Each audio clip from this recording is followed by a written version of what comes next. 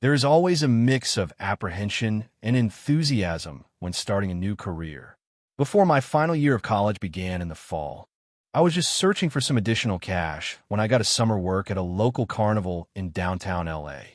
The Fun House, which functioned as a haunted house after dark, was the carnival's biggest draw despite having a standard arrangement with rides, games, and food vendors. Actually, it was a sturdy building that I believe was once an elderly man's home or something. The carnival attendees' favorite was the Fun House, which I was tasked with running. It seems to be rather easy. Welcome the visitors, make sure they enjoy themselves and stay safe, then watch them depart. Initially, everything appeared to be simple. However, I subsequently began to notice strange occurrences. It began with little inconsistencies. Only 11 would emerge, even though I could count a dozen people entering. I initially blamed it on miscounting. After all, it was difficult to stay on course amid the commotion of yelling and laughter. But as the days went by, the figures simply didn't match up. 6 came out and 7 went in. 10 entered, and 9 emerged. Was I losing my mind? I couldn't overlook something that wasn't right for much longer. I noticed a blonde female approaching the Fun House one especially crowded afternoon. She was breathtakingly beautiful and almost appeared out of place in the whimsical setting. She couldn't have been older than me by more than a few years. I honestly had to take a second look. Even though I'm not a weird guy, I couldn't resist giving her a quick glance. She gave me her ticket, smiled, and I escorted her to the attraction. She vanished into the night, and I returned to my responsibilities. Time passed, and I kept a close eye on people coming and going, occasionally asking me questions and other things. To be honest, I was paying a bit more attention to the guests that evening because I wanted to catch a glimpse of that girl before she departed and perhaps muster the guts to speak with her. I quickly began to see that groups of individuals who had entered after her were starting to show up. After a few more minutes went by, I began to worry. By now, she shouldn't have been out. I made the decision to take a brief break from my article and go hunt for her because I was genuinely worried. After entering, I locked the front door. I started looking about, making my way through the poorly lighted rooms and small hallways. I continued to stroll through the house until I spotted a barely perceptible crack in the wall, something I had missed on my first tours. I'm not entirely sure what I was anticipating, but my curiosity won out. I applied pressure to the seam, and I detected a clear click. My jaw almost dropped to the ground when I continued to explore with it and discovered it was a secret entrance. Slowly, it opened to expose a pitch-black passageway. I just stood there, stunned. What on earth? Was this taking place here? I was certain that I would discuss this in depth with my supervisor. I entered the hallway using the flashlight on my phone as a guide. I was still in shock at the entire scenario, so I didn't have much mental energy to spend worrying. I reached the passage's conclusion and discovered a second door. When I threw it open, I was shocked to see a hidden entrance leading back to the carnival grounds. This realization gave me a sigh of comfort because it showed that I wasn't going insane. All of those individuals I hadn't seen departing the attraction had most likely discovered that hidden door by chance and thought it was the right path. As I made my way back the way I had come, I couldn't help but feel a bit disappointed that I wasn't going to have the opportunity to speak with that girl. I don't know what got over me, but I chose to continue exploring the fun house rather than going back to my post. I believe that a part of me simply desired a. I was taking a few more minutes of this spontaneous break. After passing through a few more rooms, I became aware of it. Another faint gleam that was identical to the first one I had noticed was visible on one of the walls.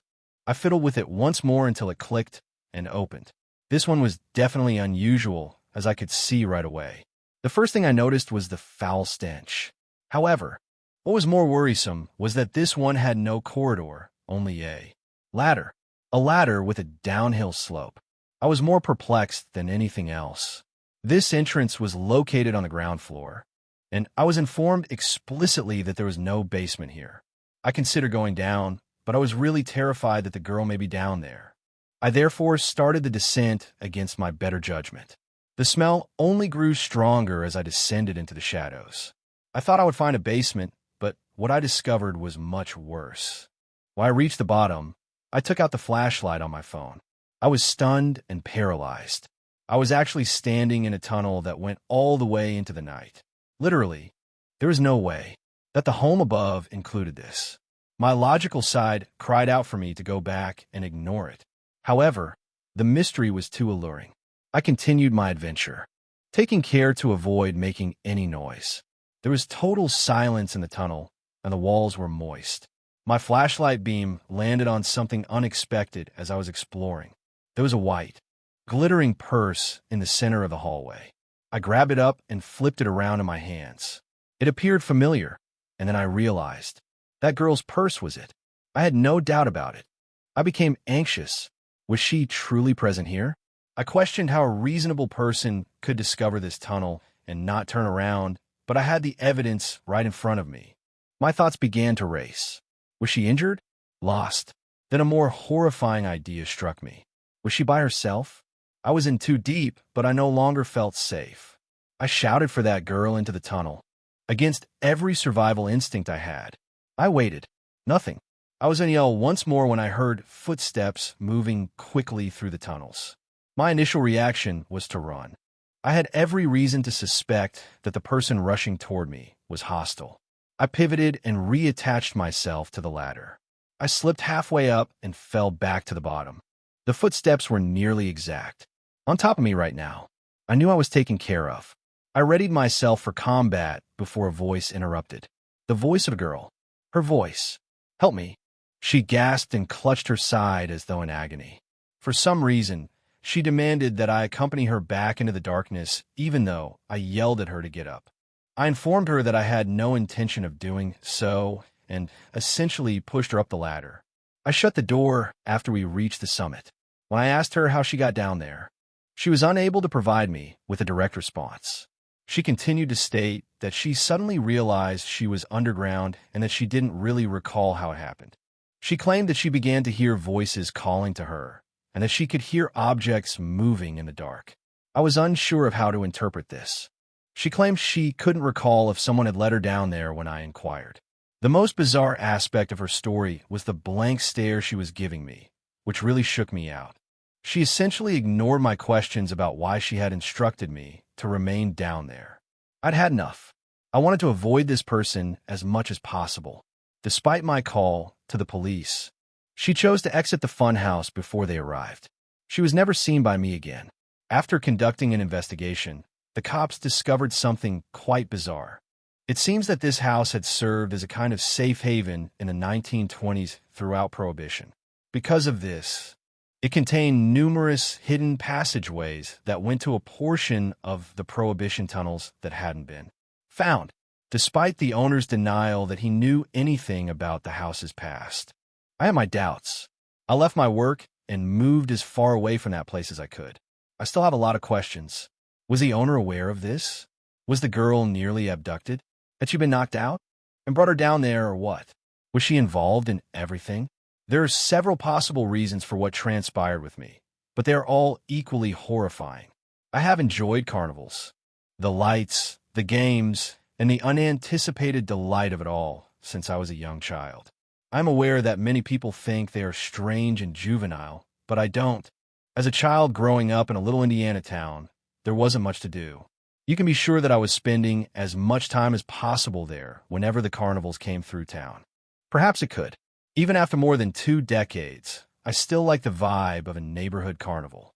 In spite of what I'm going to tell you, I believe that I will always adore carnivals.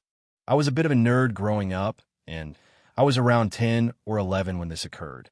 I spent the days before the spring carnival reading up on anything that caught my attention at the time in the library. For whatever reason, I ended up in the history area. I recall that the books were literally covered in dusty layers. That was the amount of time that had passed since they were even touched. I was leafing through a book about our town's history when a tiny, faded piece of paper dropped out from in between the pages. I reached down to pick it up, confused. I was delighted to discover that it was a ticket from our neighborhood spring carnival, which took place more than 15 years ago. It had to be quite unlikely that anything like that would occur. I was overjoyed. This ticket would be a fantastic addition to my home collection of random items. The fact that the date on the ticket was only 2 days away when the carnival will undoubtedly be in town was even more awesome. The carnival arrived in town the following morning as I had expected, so I thought it would be amusing to use the old ticket to see what the booth attendant would have to say. In any case, I wanted to get it pounded. I kept the ticket in my pocket and went to the carnival the following evening. When I got closer to the entrance, the carnival appeared to be as bustling as ever. The aroma permeated the air of popcorn and cotton candy. I gave the ticket to the man at the booth after pulling it out at the gate. His expression altered as soon as he saw it. His face turned pale, and his eyes widened a little before he attempted a smile to cover up his reaction. To be honest, it was a little unsettling. He stumbled, enjoy your evening, and returned the ticket to me without punching it. His response so shocked me that I neglected to ask him to punch it. However, I dismissed it, reasoning that perhaps he was simply unfamiliar and perplexed by the previous design of the ticket. I strolled around, had a funnel cake, and played some games. Even though the night was ideal, I couldn't get rid of the uneasy feeling. I sensed that someone was watching me. Perhaps it was merely paranoia. At first, I tried to ignore it, but I couldn't help but notice the strange looks I was getting from the carnival staff. I finally had enough and made the decision to question one of the more seasoned game operators about it. I discovered an elderly man with a friendly appearance was operating the ring toss booth. Unlike the booth guy, he didn't even try to hide his disbelief when I showed him the ticket. He gave the area a wary glance before bending closer. "Where did you obtain this, young man?" he inquired. I told him where I found it, but then I began to feel uneasy about the whole thing. Perhaps I ought to have simply left the ticket at home. The old guy said, "You found something you weren't meant to find," his voice trailing off to a whisper. "This ticket is a piece of a narrative that the people in this area don't discuss much. Something horrible happened in this town at the carnival about 15 years ago." He hesitated, as though considering whether to go on. It was a young employee named Ryan, a kind young man. Everyone admired him. I can't recall which of the rides he was in charge of. He simply departed without a trace one night. He pointed to my hands and said, "The police found his wallet, but it contained nothing but a ticket that looked awfully similar to this one." The surrounding air seemed to cool down a bit. He went on to say that they looked everywhere, even emptying the nearby pond, but they couldn't find him. Strange occurrences began to occur whenever the carnival ceased to be held here after that. Mishaps, missing objects, and strange sightings. People said that Ryan was attempting to return or that he was taken by something worse. I could feel a cold go down my back. However, I was doubtful in part. "And you think so?" I inquired. The elderly man gave a shrug. "I've seen enough to be open-minded, but the main idea is that the ticket you discovered might cause some trouble. It's preferable that you leave it here and get rid of it." He then gestured for me to hand it to him, but I was hesitant. I glanced down at it and read it. Once more, as though I was missing some sort of secret, I said, "How could a ticket be the cause of all that, and yet didn't entirely purchase it?" The expression in his eye darkened. His voice changed, seeming almost irate. In a roar, he told me to give it here. I thought about it, but decided that such a cool memento wasn't worth giving up for some dumb narrative. When I told him no, he literally leaped to my attention, grazing my hand with his fingertips as he sought for the ticket. I instinctively jerked back, gripping the ticket more tightly. The elderly man's face changed into something predatory, almost desperate. "You don't understand," he said, his gaze darting about as though he was waiting for someone or something to come out of the shadows. Heart racing, I retreated toward the tense exit. "I think I should go," I mumbled, fading into the mob. I could hear his calls behind me, a combination of caution and pleading. However, I ignored what he was saying and allowed his voice to be drowned out by the buzzing crowd. Out. My thoughts were racing, not even about the ticket, but rather about his hostile response. The carnival's excitement had been ruined. I had the ticket burning a hole in my pocket, so I left earlier than I had intended. Over the course of the following few days, my luck appeared to shift quickly. In addition to missing the school bus and suffering a rather serious knee injury in a bike accident, my best friend accused me of taking his favorite baseball card, something I would never do. However, things grew worse than that. I recall my mother crying when she came home one evening after she lost her job. The following week, my brother fractured his leg skateboarding. And a few days later, our cherished family pet Bean also died. It felt as though a gloomy fog had descended upon me ever since that carnival night. I couldn't help but think about the old man's caution that the ticket might cause trouble. It sounded absurd, but then again, so was the run of ill luck that came my way. My dad laughed when I explained my theory to him. He informed me that ghosts did not exist and that I shouldn't be so too religious. I took out the ticket one soggy afternoon after school, following a particularly trying day in which I had forgotten my lunch and had to go hungry. I stared at this little piece of paper that had only caused me problems. Feeling a mixture of terror and rage, I made the decision that enough was enough. I picked up my boots and raincoat and trudged outside, to the creek that passed by our home. My hair was wet by the rain, and I felt like my heart was hammering out of my chest. I stood at the brink of the creek, gave the ticket one last glance, then tore it into small pieces and watched as the current carried them away. I reasoned that it was simply a piece of paper. Things began to improve after that. After my friend retrieved his baseball card and expressed regret to me, we re-established our friendship. I did, in fact, miss the bus once during that academic year. My mother will have a better job in a few days. Whether it was the ticket or just a coincidence. Actually, I couldn't say I was cursed. However, one thing was certain. I developed a more cautious approach to what I brought home. Despite everything that has happened to me, I don't believe in the paranormal. My parents try to tell me that I was so little that I imagined everything. Although it's still difficult to properly explain, I've long since come to terms with it as one of those strange coincidences that defies explanation. Carnivals are something I detest. They seem repulsive to me and teeming with kids. I detest the scent, the games, and the cuisine. However, I think my distaste for carnivals is prejudiced and primarily stems from what I'm going to tell you. A few years back, I was brought to our neighborhood fair hosted by my younger sister. I wasn't looking forward to it, but I certainly wasn't going to be impolite and not go. My sister eventually grew tired and wanted to go, so I contacted my mother to come get us. In fact, I chose not to accompany them, since I was having a disagreement with my father and didn't want to return home till he had fallen asleep. My mother picked up my sister and left after I promised her I would walk home later. To be honest, the carnival was a little pitiful. That night, there were a lot less people than I recall. Been in earlier years, and everyone appeared to be in a bad mood. I reasoned that I might as well take a quick stroll to see if I was getting my money's worth. I had, after all, paid for the ticket myself. I made the decision to enter the fun house because I believed that would be somewhat cool at the very least. I thought there would be a ton of people there, but it was deserted.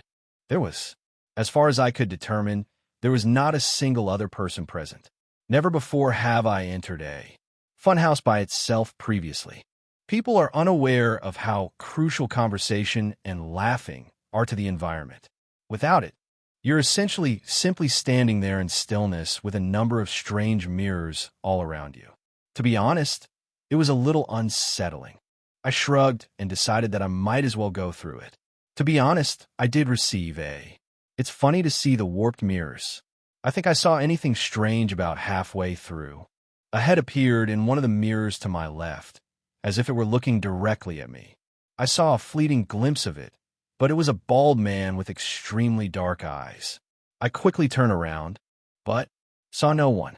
To be perfectly honest, with all the mirrors around, I had no idea where he had even been standing. He literally could have gone anywhere. I found it particularly eerie because I couldn't hear the funhouse entrance open. Either he had already been inside or he had sneaked in behind me.